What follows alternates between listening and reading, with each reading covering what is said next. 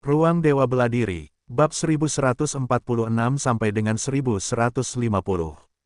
Bab 1146 Kesempatan yang diberikan Tuhan. Ye Xiwen dengan cepat menangkupkan tangannya dan berkata, "Jadi, ini ketua sekte. Terima kasih banyak telah menerima saya selama ini. Saya sangat berterima kasih." Ye Xiwen benar-benar berterima kasih kepada ketua sekte Guiyuan. Alasannya sederhana, sekte Guiyuan telah lama memperhatikannya dan telah memberinya bantuan yang luar biasa. Jika sekte Guiyuan tidak begitu gigih membantu kedua klan tersebut, Ye Xiwen mungkin sudah lama meninggal. Meskipun dia bisa memilih untuk pergi bahkan jika sekte Guiyuan tidak melindunginya, dan dia yakin bisa melarikan diri, tidak dapat disangkal bahwa sekte Guiyuan pernah melindunginya, dan bahkan sampai berbalik melawan kedua klan tersebut saat itu juga, yang merupakan hal yang paling dihargai oleh Ye Xiwen. Ada pepatah yang mengatakan, setetes kebaikan yang diterima harus dibalas dengan limpahan rasa syukur. Inilah filosofi hidup Ye Xiwen. Sifatnya yang disebut pendendam sebenarnya adalah perwujudan dari prinsip ini, dia memperlakukan orang lain sebagaimana mereka memperlakukannya. Ia memperlakukan orang lain dengan baik sebagai balasannya, dan jika orang lain memperlakukannya dengan buruk, ia membalasnya dengan cara yang sama. Sesederhana itu, tidak apa-apa. Kami sebenarnya tidak melakukan apapun untuk mencapai ini. Ini semua berkat kerja kerasmu sendiri. Pemimpin sekte Guiyuan tidak mengambil pujian, tetapi memandang Ye Xiwen dengan penuh kepuasan, kagum bahwa penilaiannya memang benar. Sebenarnya, dialah yang menentang opini publik dan memilih untuk membantu Ye Xiwen. Namun, pada saat itu, tujuannya hanya untuk ujian alam darah, untuk membalikkan kemunduran umat manusia dan bahkan wilayah Laut Yunsing. Tanpa diduga, ia mampu melakukan hal sebesar itu pada akhirnya, langsung menduduki sebuah kota. Bahkan Pei Xingchen, Tuan Muda Hailong, dan lainnya memperoleh banyak keuntungan dan menguasai banyak sumber daya sebagai hasilnya. Keberhasilan kelompok tersebut dalam perjalanan ke alam darah ini tidak diragukan lagi disebabkan oleh bakat mereka sendiri, tetapi yang lebih penting, itu karena Ye Xiwen telah mengambil alih kota Yunsing, memastikan mereka tidak akan pernah kekurangan batu darah lagi. Hal ini memungkinkan kultivasi mereka berkembang pesat. Tanpa fondasi yang diletakkan oleh Ye Xiwen, mereka tidak akan mencapai hasil sebaik ini. Ini juga berkat Ye Xiwen. Dapat dikatakan bahwa kali ini, dia tidak hanya tidak salah menilai Ye Xiwen, tetapi yang lebih penting, dia juga menerima imbalan yang besar atas penilaiannya yang baik terhadap Ye Xiwen. Namun, itu hanya terjadi ketika mereka berada di alam darah. Ketika Pei Xingchen keluar, dia menanyai Pei Xingchen secara detail dan mempelajari kekuatan Ye Xiwen. Tetapi seperti para ahli dari kedua ras, meskipun mereka menghargainya, mereka tidak berpikir bahwa dia telah berkembang hingga mencapai titik di mana dia tidak mungkin untuk dihadapi. Namun siapa sangka Ye Xiwen, yang baru saja keluar dari alam darah, akan memberi mereka kejutan yang begitu besar, kejutan yang luar biasa. Musuh bebuyutan mereka, yang telah mereka lawan sampai mati selama bertahun-tahun, kini sangat melemah. Setidaknya selama puluhan ribu tahun, mustahil bagi mereka untuk melawannya. Selama puluhan ribu tahun ini, ras manusia akan menduduki posisi dominan. Dengan pergeseran keseimbangan kekuatan, apa gunanya jika mereka memulihkan kekuatan mereka dalam puluhan ribu tahun? Pada saat itu, kekuatan ras manusia sudah akan berkembang ke tingkat yang lebih tinggi lagi. Pada saat itu, ras manusia tidak akan lagi dapat sepenuhnya mengendalikan wilayah Laut Yunsing dan tidak perlu lagi hidup di bawah bayang-bayang ras laut seperti sebelumnya. Ini adalah sesuatu yang seharusnya membuat seluruh umat manusia di laut sangat gembira. Kini, di mata banyak pakar manusia muda, Ye Xiwen hampir menjadi seorang pahlawan. Kau telah melakukan pekerjaan yang hebat kali ini, memberikan dorongan nyata bagi umat manusia kita, kata pemimpin sekte Guiyuan sambil tersenyum. Ye Xiwen tersenyum dan berkata, apa yang kulakukan bukanlah apa-apa. Jika umat manusia benar-benar ingin bangkit dan menduduki setengah wilayah ras laut, atau bahkan menggantikan mereka, itu masih bergantung pada usaha umat manusia sendiri. Kita harus berjuang untuk meningkatkan diri. Bagus, bagus sekali. Banyak orang telah melupakan arti kemandirian. Tampaknya mereka telah sepenuhnya menerima kenyataan bahwa mereka telah tunduk kepada suku laut. Seru pemimpin sekte Guiyuan. Perjuangan antara ras laut dan ras manusia selalu menjadi tema abadi dan tema utama dalam lautan tak berujung. Namun, kini setelah ras manusia secara bertahap mendapatkan pijakan di lautan tak berujung, perjuangan antara kedua belah pihak tidak lagi seberdarah dan berlebihan seperti dulu. Di masa lalu, demi bertahan hidup, umat manusia berjuang mati-matian untuk setiap wilayah laut. Karena keberadaan leluhur-leluhur heroik yang tak terhitung jumlahnya inilah para pejabat tinggi ras laut akhirnya harus menerima keberadaan umat manusia. Meskipun masih ada perjuangan, dan terkadang wilayah laut hancur satu persatu, hal itu tidak lagi sebanding dengan gejolak dan bentrokan gila-gilaan antara kedua ras di masa lalu. Pemimpin sekte, ada sesuatu yang saya khawatirkan sebaiknya tidak saya katakan, tanya Ye Xiwen saat itu. Kau bisa mengatakan apa saja, kata pemimpin sekte Guiyuan. Meskipun Ye Xiwen menghormatinya, dia tidak bisa bersikap tidak berterima kasih. Orang di hadapannya adalah sosok menakutkan yang telah melumpuhkan kedua ras sepenuhnya. Meskipun tingkat kultivasinya tampaknya tidak terlalu tinggi, siapa yang berani meremehkan tuan muda ini? Tanpa sepengetahuannya, pemimpin sekte Guiyuan menempatkan Ye Xiwen setara dengannya, atau bahkan pada tingkatan yang lebih tinggi. Selama percakapan mereka, dia tidak lagi menganggap Ye Xiwen sebagai junior. Melihat Pei Xingchen, yang telah memasuki alam aspek Dharma, dia harus mengakui bahwa dia semakin tua. Generasi muda ini akhirnya tumbuh dewasa. Dengan pertumbuhan Pei Xingchen dan yang lainnya, mereka akhirnya bisa bernapas lega. Setidaknya mereka tidak harus mengalami nasib yang sama seperti klan buaya racun tanpa bayangan dan klan naga api racun, yang garis keturunannya langsung terputus. Meskipun para master muda ini muncul secara bertahap setiap beberapa ratus tahun, dan para jenius seperti Pei Xingchen juga muncul hampir setiap beberapa ratus tahun, lingkungan persaingan yang sebenarnya mereka hadapi jauh lebih keras daripada yang dihadapi orang biasa. Karena orang biasa hanya bisa bersaing dengan orang biasa lainnya, tetapi orang-orang ini harus bersaing dengan rekan-rekan mereka yang masih muda dan berbakat. Apakah ada di antara orang-orang itu yang berhati baik? Setiap orang dari mereka adalah individu yang luar biasa. Terlebih lagi, mereka sedang diawasi oleh para petinggi dari pihak lawan, yang dapat menyabotase mereka kapan saja dan menyebabkan kehancuran mereka. Jadi, meskipun mereka memiliki bakat luar biasa, tingkat keberhasilan mereka sebenarnya sangat rendah. Jika ratusan orang dilatih dalam kelompok yang sama, sudah cukup luar biasa jika beberapa orang mampu menonjol pada akhirnya. Untungnya, Pei Xingchen akhirnya tumbuh dewasa dengan cepat di angkatan ini, jadi tidak perlu khawatir kekurangan penerus. Dan semua ini berkat pemuda di depannya, jadi wajar saja dia tidak akan bersikap angkuh di depan Ye Xiwen. Pada saat itu, Ye Xiwen angkat bicara, pemimpin sekte, apakah Anda tidak pernah mempertimbangkan untuk memusnahkan kedua ras? Semua, musnahkan mereka. Pemimpin sekte Guiyuan menatap Ye Xiwen dengan terkejut, tak pernah menyangka dia akan memiliki ide gila seperti itu. Dua ras utama telah hidup di lautan tak berujung selama bertahun-tahun yang tak terhitung jumlahnya. Bahkan sebelum ras manusia menginjakkan kaki di sini, mereka telah hidup dan berkembang di lautan tak berujung ini, dan merupakan penguasa wilayah ini. Leluhur sekte Guiyuan yang tak terhitung jumlahnya mengembangkan sekte ini melalui perjuangan dengan dua ras. Dapat dikatakan bahwa selama sekte Guiyuan ada, kedua ras akan tetap ada, dan bahkan sebelum sekte Guiyuan ada, kedua ras sudah ada. Oleh karena itu, para ahli sekte Guiyuan mungkin tidak pernah memikirkan kemungkinan memusnahkan kedua ras tersebut. Paling-paling, mereka berpikir bahwa menekan kedua ras tersebut dan menyembunyikannya selama puluhan ribu tahun sudah merupakan prestasi yang luar biasa. Puluhan ribu tahun kemudian, keseimbangan kekuatan akan berbalik, dan situasi yang dihadapi generasi mendatang pasti akan jauh lebih baik daripada situasi yang mereka hadapi sekarang. Ini adalah hal-hal yang seharusnya diselesaikan oleh generasi muda, bukan oleh kita. Kita mungkin baru mulai mempertimbangkan masalah-masalah ini ketika keturunan kita sudah kuat dan memiliki bekal yang memadai.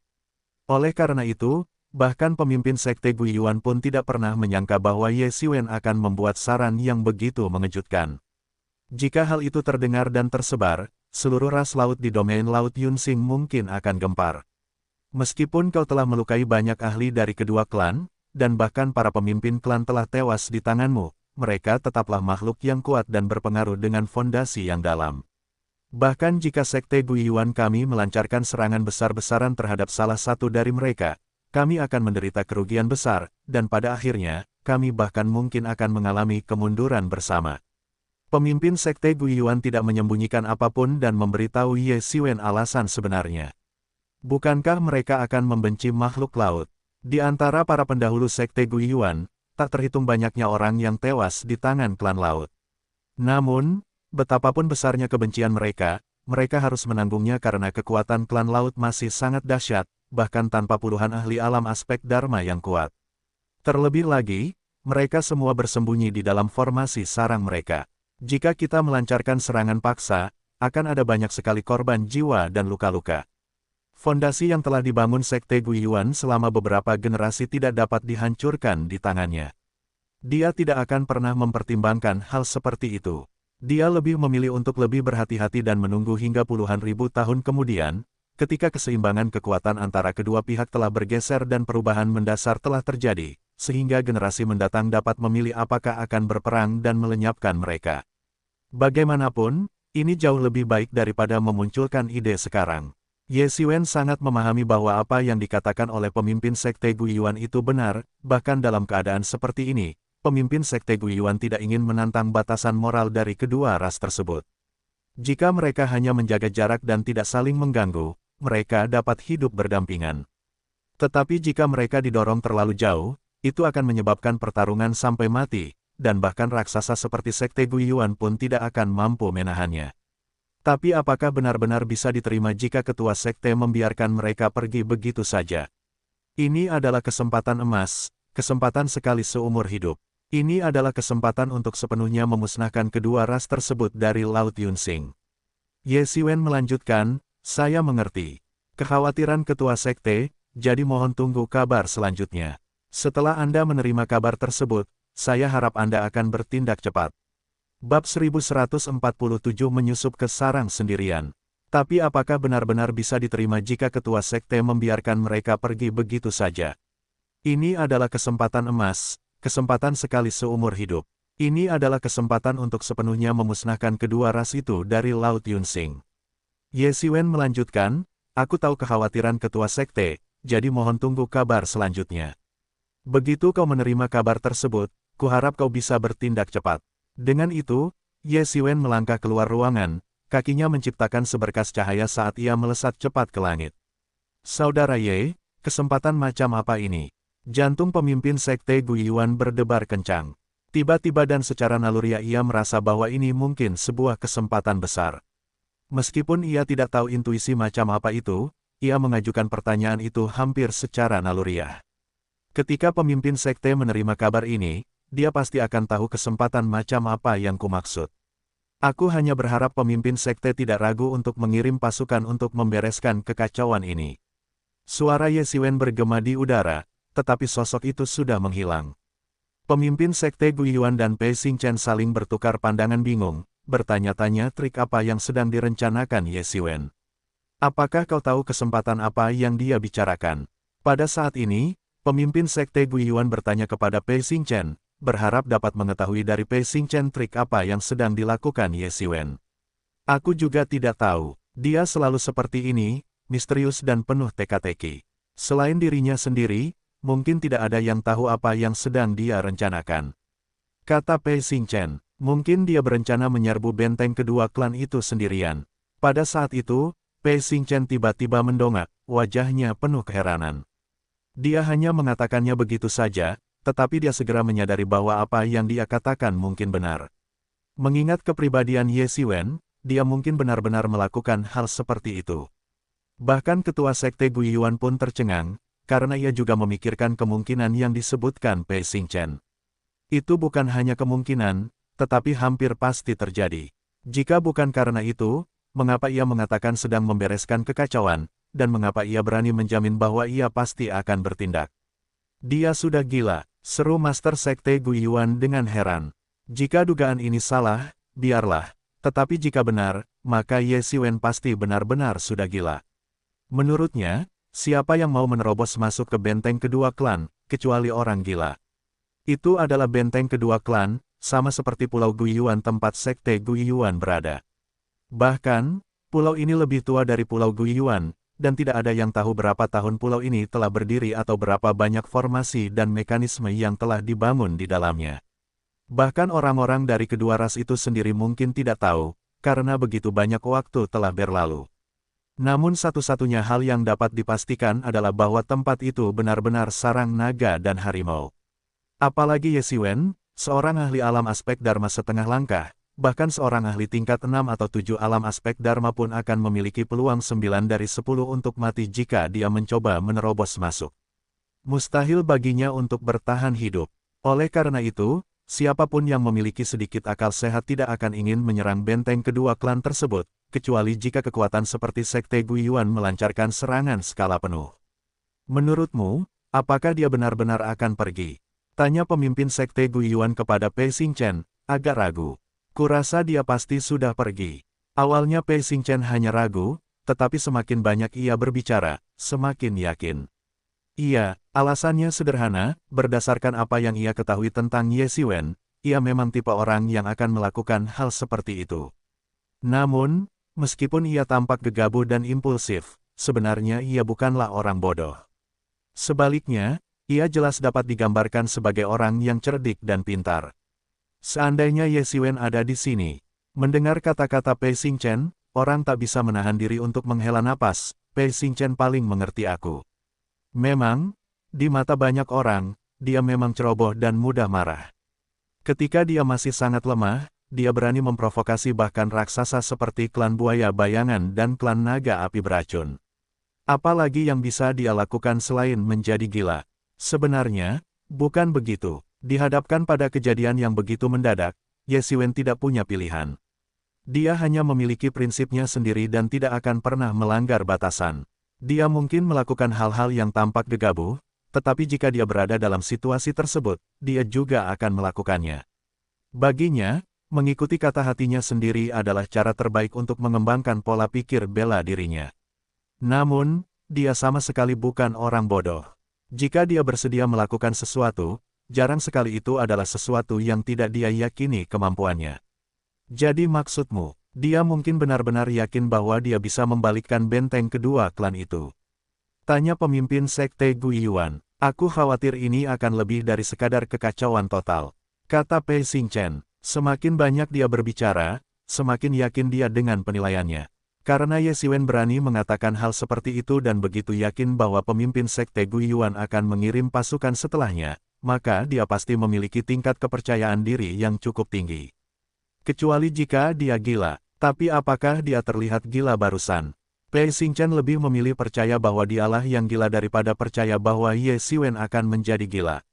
Baiklah, sampaikan perintahnya. Semua anggota berpangkat tinggi sekte, berkumpul di aula dewan. Jika kita akan melakukannya, kita akan melakukan sesuatu yang besar, menghapus sepenuhnya kedua ras untuk menghilangkan ancaman masa depan apapun terhadap klan kita di Laut Yunsing. Kata pemimpin Sekte Guiyuan dengan gigi terkatup, jelas juga terlibat dalam pergumulan batin. Dia dan Pei Xingchen berpikir hal yang sama, Ye Xiwen mungkin gila, atau dia benar-benar percaya diri. Tapi akankah Ye Xiwen benar-benar menjadi gila? Sekalipun dia percaya dirinya gila, dia tidak akan percaya Ye Xiwen gila. Kalau begitu, ini adalah kesempatan yang sangat baik, kesempatan besar untuk sepenuhnya memusnahkan kedua ras tersebut dari Laut Yunsing. Pada saat ini, ia sepenuhnya menunjukkan gaya yang tegas dan tanpa ampun dari penguasa kekuatan dominan. Meskipun ia tampak agak ragu-ragu ketika berurusan dengan suku laut, itu bukan karena ia takut akan masalah. Jika ia takut akan masalah, ia tidak akan pernah mampu berkultivasi hingga tingkat seperti ini. Ia takut jika ia membuat keputusan yang salah, itu mungkin akan menjerumuskan Sekte Guiyuan ke jurang tanpa jalan kembali. Dia tidak mampu menanggung konsekuensinya. Tapi sekarang, dia memutuskan untuk mengambil risiko. Selanjutnya, bangkitkan, aktifkan, dan persiapkan sepenuhnya pasukan Dao. Kali ini, kita akan memusnahkan kedua ras itu sekaligus. Selain itu, bantu saya memberitahu Istana Naga Laut dan Gua Terang. Bagaimana mungkin Sekte Guiyuan menangani ini sendirian? Masalah ini menyangkut masa depan umat manusia, jadi kita harus melibatkan mereka juga. Pemimpin Sekte Guiyuan tersenyum misterius. Bagaimana Sekte Guiyuan bisa menanggung tekanan ini sendirian saat ini? Dua penguasa lainnya juga harus dilibatkan. Anda harus memahami bahwa kekuatan sebesar itu tidak dapat dimobilisasi sepenuhnya dengan mudah. Begitu sudah dimobilisasi, ia tidak dapat dihentikan. Sama seperti kalimat melodramatis itu, roda sejarah terus bergulir maju, dan tak bisa berhenti.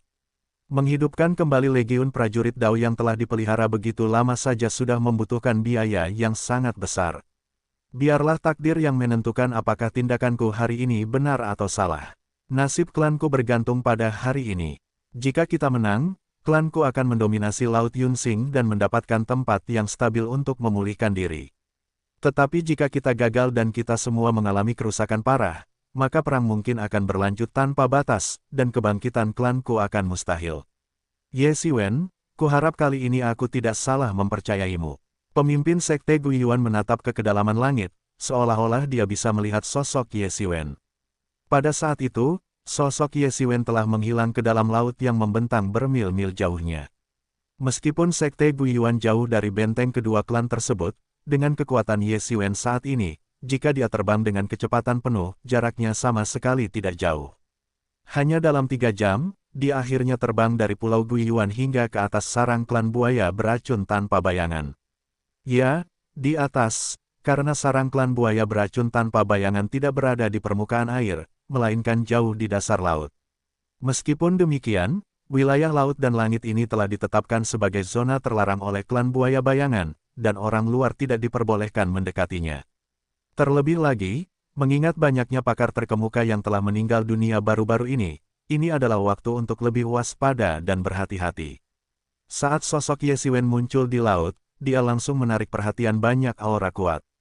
Mereka semua adalah ahli tersembunyi dari klan buaya racun bayangan pada tingkat alam aspek Dharma setengah langkah. Para ahli alam aspek Dharma setengah langkah ini, meskipun mereka tidak sekuat dan seberpengaruh para ahli alam aspek Dharma, mereka tetap cukup dimanjakan. Karena para ahli alam aspek Dharma tidak muncul di dunia, mereka dianggap sebagai pemimpin tertinggi klan dan ahli paling kuat yang dapat dilihat oleh orang biasa. Namun, fakta bahwa para ahli ini telah dikirim untuk menjaga daerah tersebut menunjukkan betapa besar dampak pembantaian sejumlah besar ahli alam aspek Dharma klan buaya racun bayangan oleh Ye Xiwen terhadap mereka. Terutama dengan kematian 3 pilar klan buaya, Buaya Lianheng, Buaya Wufa, dan Buaya Chang, para ahli klan buaya racun tanpa bayangan menjadi tanpa pemimpin.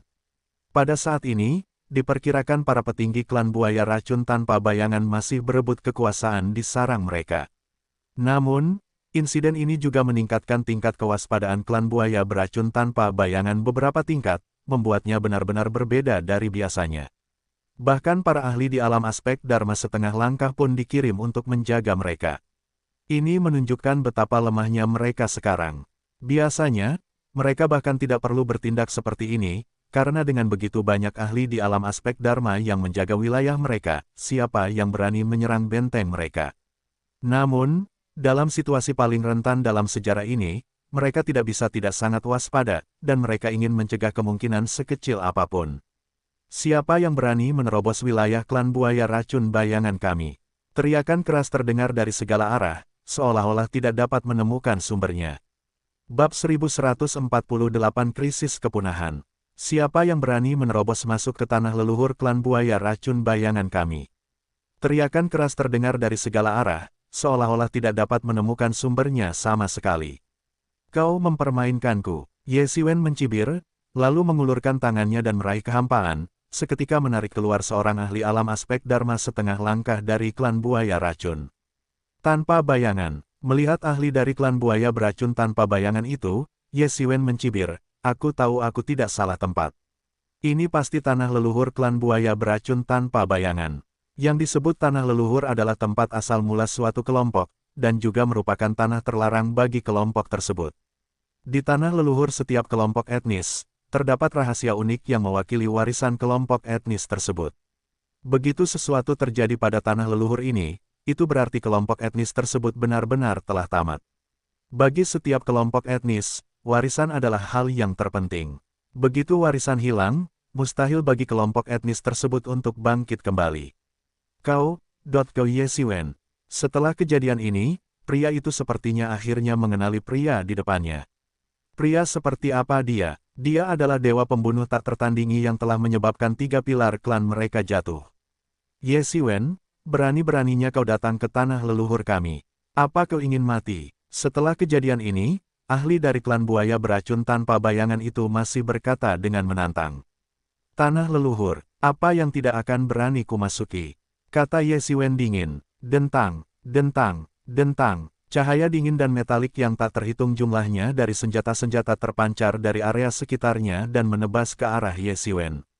Tangan Ye Xiwen mencengkeram lehernya seperti lingkaran besi, dan dengan jentikan pergelangan tangannya, semua serangan yang datang menghantamnya langsung terpental ke tubuh ahli alam aspek Dharma setengah langkah ini. Ah! Pakar alam aspek Dharma setengah langkah, yang dipegang erat oleh Ye Xiwen, hanya sempat berteriak sebelum dihantam hingga tewas oleh temannya sendiri. Tak satu pun dari serangan-serangan itu mengenai Ye Xiwen. Segera setelah itu, teriakan keras terdengar dari langit, dan sebuah tombak besi menembus kehampaan, langsung melesat menuju dahi Ye Xiwen. Seolah-olah satu tembakan saja akan menghancurkan kepalanya berkeping-keping. Tembakan ini hampir seketika membawa seni tembak menembak ke ekspresi tertingginya. Pergerakan itu dilakukan oleh seorang master tersembunyi dari alam aspek Dharma, yang jauh melampaui para pendekar alam aspek Dharma tingkat setengah langkah ini baik dalam kekuatan maupun aspek lainnya. Banyak ahli dari klan buaya racun bayangan, yang berada di alam aspek Dharma setengah langkah, terpukau oleh serangan tombak ini. Ini benar-benar seorang ahli yang menakutkan di alam aspek Dharma. Meskipun mereka hanya berada di alam aspek Dharma setengah langkah, dan dianggap sebagai ahli di dalam klan buaya beracun tanpa bayangan, memiliki tinju yang kuat dan dihormati oleh ribuan orang, hanya para ahli alam aspek Dharma itulah yang benar-benar mengendalikan urusan klan buaya beracun tanpa bayangan. Hanya ada satu cara bagi mereka untuk meraih kehormatan tersebut, meningkatkan kekuatan mereka dan mencapai alam aspek Dharma. Hanya dengan begitu mereka benar-benar bisa menjadi penguasa klan buaya beracun tanpa bayangan, dan bahkan seluruh wilayah Laut Yunsing. Itulah kemenangan sejati. Mereka yang telah mencapai level tersebut secara alami memiliki keterampilan bela diri yang luar biasa. Mereka dianggap sebagai Grandmaster dalam bela diri, tetapi setelah menyaksikan serangan ini, masih terasa seperti mimpi, perasaan yang tidak nyata, inilah kekuatan sejati seorang master dari alam aspek Dharma. Namun sebelum mereka sempat pulih dari perasaan yang tidak nyata dan seperti mimpi ini, sebilah pedang merah menyala melesat keluar, mencapai mereka dalam sekejap. Aura senjata yang tadinya penuh semangat seketika tertutupi sepenuhnya oleh cahaya pedang. Bahkan langit pun tampak memendek dua bagian akibat satu serangan ini. Tombak besi yang semula tak tertandingi kekuatannya itu tampak hancur saat bersentuhan dengan bayangan pedang tersebut, mundur jauh ke belakang, bahkan lebih cepat daripada saat menyerang ke depan. Dengan suara, bang, yang keras, setelah cahaya tombak hancur sepenuhnya oleh cahaya pedang, suara dahsyat menggema dan pusaran udara tak berujung muncul. Cahaya pedang, tanpa berkurang momentumnya, jatuh dari langit seperti pita merah menyala. Setelah kejadian ini, beberapa ahli berjatuhan dari langit dan menampakkan sosok mereka di kehampaan tempat yang sebelumnya tidak dapat dilihat siapapun. Seorang ahli di tingkat alam aspek Dharma tidak punya waktu untuk membela diri, seluruh lengannya terputus oleh energi pedang Ye Xiwen. Ah! Pakar dari klan buaya racun bayangan itu menjerit kesakitan, hampir kehilangan keseimbangan dan jatuh ke tanah. Sialan kau, bajingan kecil. Kau tidak hanya menyergap ahli klan buaya bayangan kami, tapi kau juga berani membuat masalah di dekat tanah leluhur kami. Kau benar-benar tidak ingin hidup. Ahli alam aspek Dharma itu mencengkeram lengannya yang terputus dan berkata dengan susah payah dan penuh amarah, "Aku sudah mengirim pesan, kau mati." Ye Xiwen mencibir. Dia sama sekali tidak menganggap serius orang-orang ini. Bahkan, banyak tuan muda berpikir bahwa orang-orang ini telah menyia-nyiakan hidup mereka, menjalani tahun-tahun yang panjang dan sia-sia. Seorang master seperti itu mungkin sangat kuat di mata orang lain, tetapi dia sama sekali tidak mampu menekan Ye Xiwen, dan bukan tandingan baginya. Setelah kejadian ini, hanya seorang master di tingkat keempat alam aspek Dharma yang mampu menekannya. Tetapi itu saja tidak cukup, membunuhnya adalah hal yang mustahil. Di tingkat ketiga alam aspek Dharma, dia sudah tak terkalahkan, apalagi seniman bela diri ini yang baru saja memasuki alam aspek Dharma. Dia tidak punya peluang melawannya. Mungkin karena seluruh klan buaya racun bayangan sekarang sedang tegang, dan gerakan sekecil apapun dapat menarik pengepungan dari banyak ahli. Setelah Ye Xiwen memutus lengan ahli alam aspek Dharma itu, orang-orang itu bergegas mendekat. Mereka semua adalah ahli alam aspek Dharma, dan jumlahnya lebih dari 10 orang. Meskipun jumlah mereka tidak sebanding dengan kelompok yang telah dikirim untuk mengepung Ye Xiwen sebelumnya. Namun, Ye Xiwen tetap harus mengakui bahwa kekuatan keenam penguasa klan buaya bayangan bukanlah sesuatu yang bisa dianggap remeh. Meskipun mereka tidak menyaksikan pertempuran sebelumnya, hanya melihat Ye Xiwen menerobos pertahanan seorang ahli alam aspek Dharma dengan satu serangan dan memutus lengannya saja sudah membuat mereka merinding. Melihat kekuatan tempur Ye Xiwen yang menakutkan secara langsung jauh lebih mengerikan daripada apa yang mereka dengar dalam laporan pertempuran. Anak ini sangat kuat, dia sama sekali tidak boleh dibiarkan hidup, atau dia akan menjadi ancaman besar bagi klan kita. Beberapa ahli alam aspek Dharma yang tersisa dari klan buaya racun bayangan memiliki niat membunuh yang terpancar di mata mereka setelah kejadian ini. Mereka bahkan lebih bertekad untuk membunuh Ye Xiwen. Mereka harus membunuhnya, atasi masalah itu sejak dini. Jika sebelumnya masih ada ruang untuk rekonsiliasi antara Ye Xiwen dan kedua klan, sekarang ini benar-benar pertarungan sampai mati, tanpa ruang sedikit pun untuk rekonsiliasi. Sebelumnya, hanya beberapa ahli muda yang meninggal. Meskipun klan Baidu Mengying Wenzi menderita kerugian besar, vitalitas mereka tidak terguncang. Namun, sekarang, dengan gugurnya sejumlah besar ahli alam aspek Dharma, klan buaya beracun Jueying dapat dikatakan telah sangat melemah dan sama sekali tidak mungkin bagi mereka untuk berdamai dengan Ye Xiwen. Ye Xiwen sendiri sama sekali tidak berniat untuk berdamai. Menyerang secara mendadak, kau bilang aku harus menyerang mereka secara mendadak, apakah aku perlu menyerang mereka secara mendadak? Ye Xiwen mencibir, dan segera menebas dengan pedangnya, melepaskan energi pedang yang melimpah ke langit. Di bawah kendalinya, energi itu turun sedikit demi sedikit. Setelah itu, Ye Xiwen seperti dewa kematian kuno yang bereinkarnasi, dingin dan tanpa ampun, memancarkan niat membunuh. Tidak bagus, bajingan kecil ini mengamuk. Semuanya, aktifkan pembatasan dan bergabunglah untuk menekannya. Setelah itu, seorang master dari klan buaya racun tanpa bayangan meraung. Dia segera membentuk segel tangan, dan kemudian, seberkas cahaya mengerikan menyapu dari dasar laut, langsung menuju Ye Xiwen. Setelah kejadian ini, para ahli lain dari klan buaya bayangan menyadari bahwa mereka tidak mungkin lagi membunuh Ye Xiwen dengan kekuatan mereka sendiri. Awalnya, ada sebuah pepatah di antara klan buaya racun bayangan bahwa buaya Lian Heng dan kelompoknya disergap oleh Ye Xiwen, jika tidak, mereka tidak akan pernah sepenuhnya dimusnahkan oleh Ye Xiwen. Namun sekarang, setelah melihat penampilan Ye Xiwen, mereka sangat mengerti bahwa pembicaraan tentang taktik curang itu benar-benar menggelikan. Dengan kekuatan seperti itu, apakah dia membutuhkan taktik curang? Meskipun mereka tidak tahu bagaimana Ye Xiwen bisa menjadi begitu menakutkan, satu hal yang pasti adalah, apapun yang terjadi, Ye Xiwen adalah seseorang yang tidak bisa mereka hadapi di level mereka saat ini. Jika ini terjadi di tempat lain, mereka pasti sudah berbalik dan pergi segera, mereka tidak akan berani menghadapi Ye Xiwen secara langsung. Namun, ini adalah tanah leluhur mereka, tanah leluhur yang menyimpan rahasia tak terhitung jumlahnya dari klan mereka. Siapapun yang berani bertindak sembrono di tanah leluhur mereka sama saja mencari kematian. Sinar-sinar cahaya yang sangat kuat tak terhitung jumlahnya memancar langsung dari dasar laut, mengguncang langit dan bumi, menyilaukan dan menakjubkan, seolah-olah bintang-bintang yang tak terhitung jumlahnya meledak keluar darinya. Meskipun tak satupun dari mereka adalah teknik bela diri, setiap pancaran cahaya mengandung lintasan dao. Tidak diketahui berapa tahun yang lalu leluhur klan buaya bayangan mengubur susunan sihir di dasar laut, tetapi semuanya tiba-tiba hidup kembali. Hal ini hanya dapat dilakukan setelah menghadapi musuh yang tak tertandingi yang bahkan mereka sendiri tidak mampu hadapi.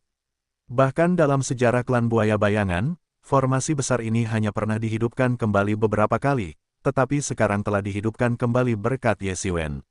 Tanpa mereka sadari, Ye Xiwen telah tumbuh sedemikian rupa sehingga mereka semua merasakan krisis kepunahan klan mereka. Saya turut berduka cita atas meninggalnya penulis secara mendadak. Saya berharap beliau akan tak terkalahkan di dunia lain, menyapu bersih semua yang ada di hadapannya, menikmati kebersamaan dengan para wanita cantik, dan bangkit untuk menguasai dunia. Bab 1149 seperti dewa. Jika semua serangan ini mengenai sasaran, bahkan seorang ahli di tingkat keempat alam aspek Dharma kemungkinan besar akan langsung mati di tempat. Rentetan serangan yang gencar menyapu area tersebut, tidak memberi Ye Xiwen ruang untuk menghindar. Menghadapi serangan dahsyat dari formasi tersebut, Ye Xiwen hanya tersenyum dingin. Energi pedang yang tak terhitung jumlahnya terkumpul di tangannya, berubah menjadi pedang berharga. Tanpa ragu-ragu, dia langsung menyerbu masuk. Sosoknya bagaikan kilat emas, menerobos serangan-serangan itu. Serangan-serangan itu melesat melewatinya, dan setiap kali tampaknya Ye Xiwen menghindarinya di detik terakhir, tanpa sekalipun menyentuh sisi Ye Xiwen. Segera setelah kejadian ini, Ye Xiwen terus menebas dengan pedangnya. Ledakan, ledakan, boom, pedang Ye Xiwen menebas terus. Menerus, dan serangan yang bertabrakan dengan pedang Ye Xiwen langsung terbelah menjadi ketiadaan. Dia begitu berani sehingga tampak hampir seperti manusia super, seperti dewa perang emas, dan waktu seolah berhenti pada saat itu. Mustahil, bagaimana mungkin ini terjadi? Pakar alam aspek Dharma yang lengannya telah diputus oleh Ye Xiwen menatap Ye Xiwen dengan tak percaya, tak dapat meyakini bahwa seseorang bisa secepat itu. Bahkan jika dia tidak bisa menghindar, dia masih bisa membelah lawan menjadi dua dengan satu tebasan pedang. Kecepatan ini begitu cepat sehingga bahkan indera ilahinya pun hampir tidak bisa mengimbanginya. Sungguh tak terbayangkan bahwa hal seperti itu bisa terjadi tepat di depan mata mereka. Dalam benak Ye Xiwen, ruang misterius itu mulai dengan panik melakukan deduksi, mencoba menemukan pola, ritme, dan aturan di antara serangan-serangan ini. Bagi orang lain, dia sudah sangat dekat, tetapi dia tahu bahwa di bawah gempuran serangan yang begitu hebat, dia hanya akan kelelahan. Formasi-formasi ini telah terkubur entah berapa tahun lamanya. Dia memiliki banyak energi di dalam dirinya, ini adalah upaya terakhir klan mereka untuk bertahan hidup. Formasi-formasi itu mungkin bisa dibiarkan di tempatnya selama beberapa dekade atau bahkan berabad-abad tanpa masalah, tetapi Ye Xiwen akan kelelahan sampai mati. Dia harus mencari tahu beberapa rahasia dan pola formasi-formasi ini. Dalam benaknya, kristal-kristal spiritual yang tak terhitung jumlahnya dibakar lalu dituangkan ke ruang misterius itu, dan misteri-misteri yang tak terhitung jumlahnya diuraikan dan diungkapkan kepadanya. Setelah kejadian ini, Ye Xiwen sepenuhnya beradaptasi dengan ritme ini. Seolah-olah dia tiba-tiba memahami ritme dan pola serangan-serangan ini. Apa yang dulunya membutuhkan seluruh kekuatan mereka untuk menghindar, sekarang tampaknya mudah dihindari.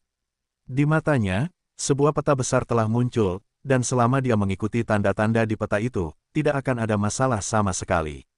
Maka ia bergerak, sosoknya melesat melintasi laut seperti kilat. Ia telah mencapai para ahli klan buaya racun bayangan di alam aspek Dharma. Jika ia dapat melenyapkan para ahli alam aspek Dharma ini juga, klan buaya racun bayangan benar-benar tidak akan memiliki kesempatan untuk pulih. Ketika dia muncul kembali, dia sudah berdiri di depan ahli yang lengannya telah dia putus. Mati, mati, aku tidak percaya ini semua ilusi, ilusi. Nasibku bukan di tanganku sendiri, aku akan membunuhmu hari ini, atau klanku tidak akan pernah damai. Pakar alam aspek Dharma yang lengannya telah diputus oleh Ye Xiwen berwajah pucat pasi. Dia tampak seperti dirasuki, terjebak dalam iblis batinnya, matanya merah padam. Dengan teriakan aneh, tombak besi di tangannya langsung menebas udara, melesat dengan cepat. Benda itu menusuk ke arah tubuh Ye Xiwen. Awalnya dia tidak menganggap Ye Xiwen serius, dan dia termasuk orang yang percaya pada teori pembunuhan. Siapa sangka, setelah benar-benar bertemu Ye Xiwen, dia bahkan tidak mampu menahan satu gerakan pun dari Ye Xiwen dan lengannya langsung terputus. Jika dia tidak bergerak cukup cepat, dia mungkin akan terbelah menjadi dua di tempat. Baginya, ini lebih dari sekadar penghinaan besar. Hal itu juga menggoyahkan semua nilai-nilai sebelumnya dan seperangkat aturan yang diyakininya untuk dunia. Sebuah iblis telah terbentuk di dalam hatinya. Jika dia tidak bisa menembus iblis ini, dia tidak akan pernah bisa membuat kemajuan dalam hidup ini. Dia bahkan mungkin jatuh dari alam ini dan kembali ke alam aspek Dharma setengah langkah. Itu sangat mungkin terjadi. Tembakan ini memusatkan seluruh kekuatannya, dan dengan kekuatan penuh, langsung mendistorsi langit, menembus ruang hampa, dan seketika melesat ke arah Ye Xiwen. Yang mengejutkan semua orang, Ye Xiwen sama sekali tidak menghindar atau mengelak. Sebaliknya, dia melepaskan pancaran pedang yang menakjubkan yang langsung mengenai tombak itu. Dentang, suara memekakkan telinga, seperti benturan logam, terdengar dari titik pertemuan tombak dan pedang. Gelombang kejut energi yang sangat menakutkan langsung melesat keluar, menghancurkan gumpalan udara yang tak terhitung jumlahnya dan menciptakan ruang hampa. Kemudian, udara dari kejauhan terisi dengan kecepatan yang menakjubkan, menciptakan pemandangan yang memukau. Ah! Pakar bertangan satu itu menjerit kesakitan saat kekuatan mengerikan menghantam lengannya melalui tombak. Ye Xiwen menghancurkan satu-satunya lengannya yang tersisa, menyebarkan otot, pecahan tulang, dan pembuluh darah yang tak terhitung jumlahnya menjadi kekacauan. Bahkan jika dia ingin pulih, itu bukanlah sesuatu yang bisa dilakukan dalam semalam. Tapi akankah Ye Xiwen memberinya kesempatan itu? Tatapan Ye Xiwen sedingin es. Dia mengayunkan pedang panjangnya dengan kecepatan lebih tinggi, tubuhnya bergerak bersama pedang, dan dia langsung muncul di depan pendekar bertangan satu itu. Puff! Cahaya pedang melesat tepat di lehernya, dan sekuntum darah yang indah langsung menyembur dari lehernya. Matanya membelalak saat dia menatap Ye Xiwen dengan saksama, tubuhnya masih meronta dan sedikit gemetar, tetapi semuanya sia-sia. Dia langsung jatuh dari kehampaan, kekuatan hidupnya terputus dalam sekejap oleh Ye Xiwen. Sialan, kau berani-beraninya membunuh seorang ahli dari klan buaya racun bayangan kami. Kau mati, kau mati. Teriak seorang tetua dari klan buaya racun bayangan dengan panik. Orang tua, kurasa ingatan kalian buruk. Jangankan anak-anak kecil ini, bahkan buaya Lian Heng, buaya Changsai, dan buaya Bufa mati di tanganku. Tapi lalu kenapa? Ye Xiwen mencibir. Hal ini langsung membuat orang-orang itu tersadar. Ya, benar. Mereka benar-benar lupa betapa mengerikannya sosok di hadapan mereka ini. Nama klan buaya beracun tanpa bayangan tidak lebih berharga baginya daripada kertas toilet. Dengan kata lain, dia hanyalah sampah tak berharga. Bagaimana mungkin mereka bisa menakutinya? Bukankah itu hal yang konyol? Gelombang kesedihan menyelimutinya. Setelah semua itu, kehormatan klan buaya bayangan mereka telah menjadi bahan olok-olok di mata orang lain. Hari ini, tak seorang pun dari kalian akan meninggalkan tempat ini hidup-hidup. Klan buaya racun bayangan, dimusnahkan mulai hari ini. Ye Xiwen melayang di udara, rambut hitamnya berkibar, matanya dingin dan dipenuhi niat membunuh. Dalam pandangannya, ini adalah masalah hidup dan mati bagi kedua ras. Siapa yang salah? Mungkin tidak ada pihak yang salah, tetapi seseorang harus membayar harganya. Tatapan dinginnya menyapu para ahli dari klan buaya beracun tanpa bayangan yang bergegas datang.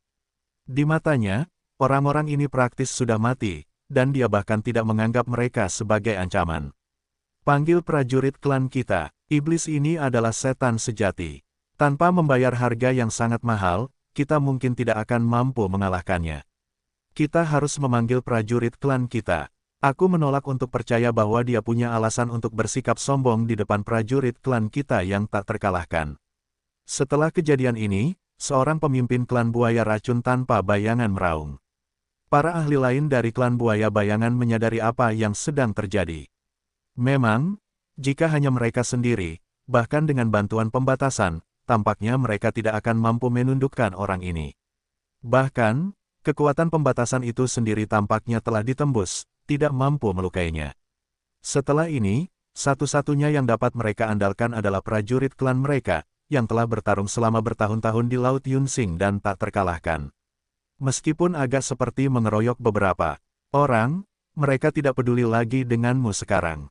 Di satu sisi, para ahli dari klan buaya racun bayangan terus mengaktifkan pembatasan, mencoba mencegah Ye Xiwen mendekat dan menjebaknya di dalam. Namun, seiring berjalannya waktu, mereka menemukan bahwa pembatasan itu semakin melemah, seolah-olah dia benar-benar telah melihat melalui mereka dan mengetahui semua serangan mereka sebelumnya. Rasa dingin menjalari tubuh semua orang. Mereka belum pernah melihat orang seperti itu seumur hidup mereka, dan mungkin mereka tidak akan pernah memiliki kesempatan untuk melihatnya lagi. Tetapi sekarang, orang ini telah menjadi ancaman besar bagi mereka, ancaman besar yang harus mereka singkirkan. Tidak lama kemudian, aura-aura kuat yang tak terhitung jumlahnya, dan aura formasi militer, menyapu dari dasar laut yang tadinya tenang.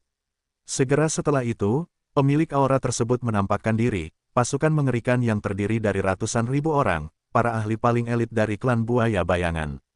Masing-masing dari mereka setidaknya adalah ahli alam transenden setengah langkah, dan yang paling elit di antara mereka bahkan adalah ahli tingkat alam aspek dharma setengah langkah atau alam aspek dharma. Mata Ye Xiwen sedikit menyipit. Mereka adalah prajurit klan buaya beracun tanpa bayangan, prajurit yang biasanya hanya dikerahkan setelah pertempuran besar antara dua klan. Mereka sebenarnya dikerahkan karena dirinya. Bab 1150 Kesengsaraan Surgawi Alam Aspek Dharma. Secara umum, pasukan suku hanya dapat dimobilisasi dalam perang besar antara dua ras, karena tidak seperti bentrokan antara para ahli terkemuka. Begitu pasukan suku dimobilisasi, hal itu akan meningkat menjadi pertempuran hidup dan mati antara kedua ras tersebut. Secara umum, setiap kekuatan bergantung pada dua kutub ekstrem, kutub atas, yang terdiri dari kekuatan tempur teratas, yaitu para ahli di alam aspek Dharma, dan kutub bawah, yang secara alami bergantung pada prajurit klan atau legiun prajurit Dao di dalam kekuatan tersebut. Ini adalah dua senjata yang paling menakutkan. Begitu senjata-senjata ini terungkap, hal itu pasti akan mengarah pada pertarungan sampai mati. Kelompok ahli alam aspek Dharma dari klan buaya beracun tanpa bayangan hampir semuanya telah dilumpuhkan oleh Ye Xiwen. Satu-satunya senjata penangkal yang tersisa bagi Namme adalah legiun tentara suku ini. Ketika ratusan ribu orang menyerbu ke arahmu, itu akan sangat menakutkan. Ratusan ribu ahli setidaknya berada di alam transenden setengah langkah, dan yang terkuat semuanya adalah ahli alam aspek Dharma. Bayangkan betapa menakutkannya jika mereka berkumpul menjadi pasukan dan muncul di hadapanmu. Saat semburan itu muncul, tetesan air laut yang tak terhitung jumlahnya terdorong ke samping, memperlihatkan sisi yang sangat menakutkan dan ganas. Ketika pasukan tentara dari klan buaya bayangan, mengenakan baju besi dan memegang tombak panjang, muncul di hadapan mereka, semua orang benar-benar bingung. Karena dominasi klan buaya bayangan atas wilayah Laut Yunsing bukan semata-mata karena para ahli mereka di alam aspek Dharma. Ada juga pasukan besar prajurit klan. Di masa lalu, bahkan 10.000 dari mereka sudah cukup untuk memusnahkan pasukan kelas 1 di Laut Yunsing. Kesenjangan antara kekuatan-kekuatan utama dan 6 penguasa tertinggi di Laut Yunsing bukanlah kecil, dan bukan sekadar perbedaan kecil seperti yang diyakini banyak orang, melainkan kesenjangan yang sangat besar. Inilah sebabnya mengapa, selama bertahun-tahun, kekuatan-kekuatan utama di Laut Yunsing terus naik dan turun, sementara 6 penguasa tertinggi tetap sama. Fakta bahwa pasukan berjumlah 10.000 orang dapat memusnahkan pasukan dari kekuatan kelas 1, dengan ratusan ribu orang muncul di laut, mengejutkan tidak hanya Ye Xiwen, tetapi juga banyak mata-mata yang bersembunyi di dekat klan buaya bayangan. Dengan kedua ras yang mengalami kerusakan parah dan terpaksa mundur, banyak pasukan mulai dengan gegabah menempatkan mata-mata di dekat tanah leluhur mereka. Pertempuran barusan terjadi terlalu tiba-tiba, mereka tidak punya waktu untuk bereaksi. Namun kini, mereka akhirnya menyadari apa yang sedang terjadi. Ya Tuhan, apakah itu prajurit klan buaya bayangan? Mereka bahkan belum pernah mampu memprovokasi 10.000 orang sebelumnya. Ini sudah merupakan peristiwa mengejutkan yang telah mengguncang seluruh wilayah laut. Sekarang ratusan ribu dari mereka telah muncul. Apakah kekuatan Ye Xiwen telah mencapai tingkat seperti ini? Kali ini, Ye Xiwen benar-benar memaksa klan buaya racun bayangan untuk menggunakan kekuatan penuh mereka. Dalam puluhan juta tahun, tidak ada seorang pun yang pernah memaksa klan buaya racun bayangan sampai sejauh ini. Bahkan kelima penguasa lainnya pun tidak mampu melakukannya. Itu wajar. Para penguasa lainnya memiliki keluarga besar dan berpengaruh, dan mereka harus berhati-hati dalam segala hal yang mereka lakukan. Dalam keadaan normal, mereka tidak mungkin mendorong klan buaya racun bayangan sampai sejauh ini, karena begitu terjadi, hampir pasti akan menjadi situasi yang merugikan semua pihak. Terlepas dari apakah Ye Xiwen akhirnya dapat lolos dari pertempuran ini, dia akan menjadi terkenal di seluruh wilayah Laut Yunsing, menjadi legenda Shenhua, dan bahkan 1.000 atau 10.000 tahun dari sekarang, orang-orang masih akan menyanyikan legendanya. Betapapun optimisnya orang-orang terhadap Ye Xiwen sebelumnya, dalam situasi ini, menghadapi ratusan ribu tentara dari klan buaya racun bayangan, mereka tidak lagi memiliki kepercayaan padanya. Meskipun mereka dikenal sebagai dua kartu truf para ahli tingkat tinggi, pada kenyataannya, bagi semua orang, legiun tentara Dao adalah keberadaan yang benar-benar menakutkan. Terutama bagi individu yang menghadapi legiun yang terdiri dari ratusan ribu tentara klan ini, begitu dikepung, mereka akan binasa. Para prajurit suku ini adalah hasil dari pelatihan yang melelahkan oleh berbagai klan. Mereka adalah kartu truf terbesar mereka dan senjata pencegah yang paling sering digunakan. Mereka menikmati lebih banyak sumber daya daripada banyak jenius di klan mereka. Namun, sumber daya yang mereka nikmati adalah sumber daya yang memunculkan potensi dan bakat, yang agak berbeda dari sumber daya para jenius. Karena menikmati begitu banyak keuntungan, para prajurit suku ini seringkali sangat setia dan pemberani. Bahkan para ahli di alam aspek Dharma, tingkat ke-7 atau ke-8, atau bahkan lebih tinggi, akan menghadapi kematian yang pasti jika dikepung oleh sejumlah besar prajurit klan. Satu-satunya pilihan mereka adalah pergi sebelum pengepungan selesai. Bangsamu pasti ingin menghadapi pasukan sebesar itu. Nak, kau tamat. Akan kucabik-cabik, akan kucabik-cabik, teriak salah satu ahli di alam aspek Dharma. Bajingan kecil ini harus membayar harga atas apa yang telah dilakukannya. Tidak ada manusia yang pernah membawa ras saya ke titik ini dan kemudian tidak membayar harganya. Mati, mati, mati. Pasukan yang terdiri dari ratusan ribu orang ini, terus meneriakkan kata, mati, maju menuju Ye Xiwen. Artinya, menginginkan musuh mati dan siap mati untuk mereka.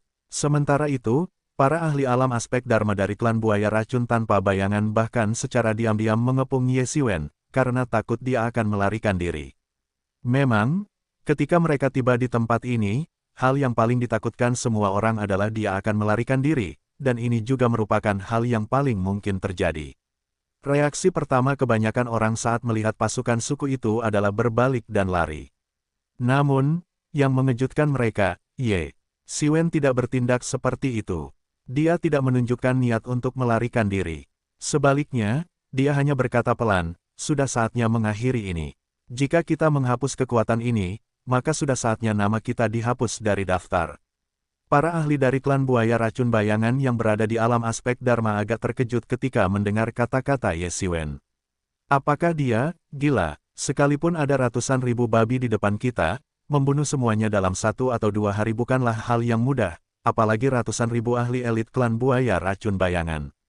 Apakah dia begitu ketakutan melihat begitu banyak ahli dari klan buaya racun bayangan sehingga dia kehilangan akal sehatnya? Namun kemudian Ye Xiwen tersenyum tipis, dan auranya seketika mulai meluas, tumbuh dengan liar. Sudah agak terlambat untuk belajar kebut semalam, hahaha, bahkan jika dewa turun ke bumi hari ini, dia tidak bisa menyelamatkanmu. Seorang ahli alam aspek Dharma dari klan buaya racun bayangan tertawa terbahak-bahak, seolah-olah dia telah melihat hal paling menggelikan di dunia, berpikir bahwa Ye Xiwen sebenarnya mencoba belajar kebut semalam untuk meningkatkan kekuatannya. Benar, bahkan jika para dewa kuno dibangkitkan, mereka tidak akan bisa menyelamatkanmu. Matilah kau, bajingan kecil. Kau harus bertanggung jawab atas apa yang telah kau lakukan. Seberapapun mereka menghinanya, Ye Xiwen tidak membalas. Siapa yang pernah melihat seseorang berdebat dengan orang mati? Ledakan. Tiba-tiba, suara guntur menggema di langit dan bumi, dan awan gelap yang tak berujung mulai berkumpul, membentuk lapisan awan satu demi satu. Di dalam awan-awan ini, kilat yang tak terhitung jumlahnya menyambar dan berkobar. Deru guntur yang memekakkan telinga menggema di seluruh langit dan bumi, dan awan badai yang tak berujung mulai berkumpul, dengan kilatan petir berkelebat di dalamnya. Apa yang sedang terjadi? Semua orang menatap kosong ke arah awan tak terbatas yang berkumpul di langit. Mereka sama sekali tidak peduli dengan awan biasa, bahkan orang terlemah sekalipun dapat dengan mudah menghancurkan sebagian besar awan. Tetapi masalah sebenarnya adalah bahwa ini bukanlah awan biasa. Mereka benar-benar merasakan kekuatan surga dari awan-awan tak terbatas itu. Ya, kekuatan surga, kekuatan ilahi yang luar biasa itu menghantam langsung ke hati. Tak peduli spesies apapun atau sekuat apapun kita semua adalah anak-anak surga. Di bawah kekuatan ilahi yang luar biasa, tidak ada perbedaan. Ratusan ribu tentara juga gempar. Secara umum, mereka benar-benar tak tergoyahkan seperti gunung. Bahkan jika mereka dihadapkan dengan gunung-gunung pisau dan lautan api, mereka tidak akan ragu untuk melompat turun tanpa berkedip. Selama bertahun-tahun, suku tersebut telah menanamkan dalam diri mereka gagasan bahwa suku kita adalah yang tertinggi, dan gagasan itu kini telah tertanam kuat dalam pikiran mereka. Namun, dihadapkan dengan kekuatan ilahi yang semakin dahsyat, bahkan para prajurit suku yang siap mati pun tidak dapat tetap tenang. Semua praktisi seni bela diri, terlepas dari moralitas atau kebenaran mereka, menyimpan rasa takut yang sangat besar terhadap langit. Sangat wajar jika mereka gemetar ketakutan di bawah kekuatan langit. Kesengsaraan surgawi. Seseorang akan mengalami kesengsaraan surgawi. Ekspresi semua orang berubah. Mereka tidak pernah menyangka seseorang akan mengalami kesengsaraan surgawi di sini. Yang paling menakutkan adalah semua orang memandang awan gelap yang tak terbatas, dan skala kesengsaraan surgawi ini pasti sangat besar. Semakin luas jangkauannya, semakin menakutkan cobaan surgawi ini. Mereka tidak pernah membayangkan bahwa cobaan surgawi seseorang bisa sebesar ini. Mungkinkah ini cobaan surgawi untuk naik ke alam aspek Dharma? Para ahli di alam aspek Dharma segera menyadari bahwa cobaan semacam ini sudah sangat familiar bagi mereka. Ini adalah metode yang sama yang telah membantu mereka mengatasi cobaan alam aspek Dharma yang tak terlupakan.